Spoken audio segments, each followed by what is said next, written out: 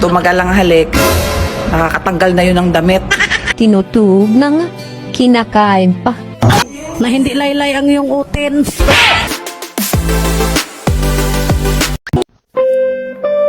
Mare, Yes, pare. salamat nga pala dun sa pinutupang tilapia na inihanda mo sa akin kagabi.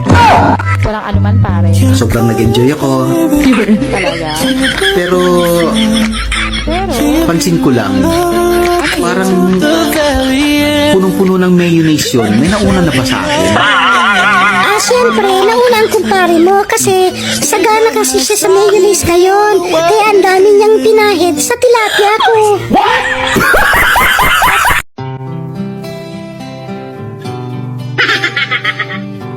Sana, barbecue na lang ako.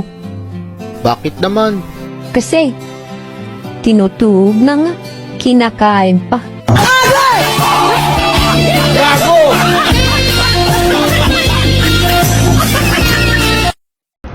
Alam nyo, pag nagtatampo sa inyong jowa nyo, halikan nyo lang. Kasi ang halik, nakakatanggal yun ng galit. Pero, huwag nyo patagalin ha. Kasi pag tumagal ang halik, nakakatanggal na yun ng damit. Tinunto ito. Hoy, ikaw, Ako? Bakit? bago ka makipag-date sa akin sa February 14, siguraduhin mo. Sabihin na ano? Sabihin mo, ituloy mo. Lahat gagawin ko para sa'yo. Na hindi laylay ang iyong utin.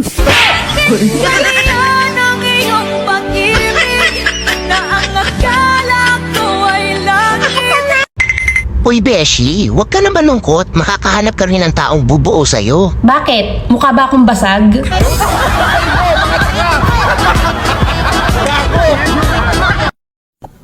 Jack, sa susunod paglalabas tayo, huwag ka na magsuot ng maiksing short, ha? Wow, ang sweet naman talaga ng butchok ko.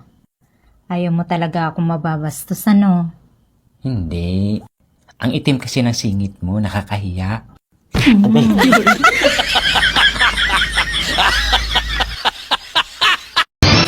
Hoy, nakuha mo na daw pagkababae ng anak ko ha?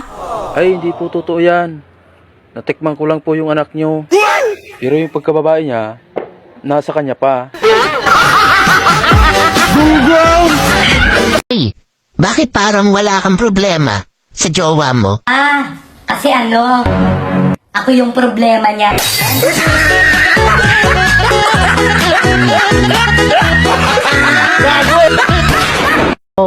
Ano? Kaka-scroll mo, nakita mo tuloy magpapasaya sa buhay mo.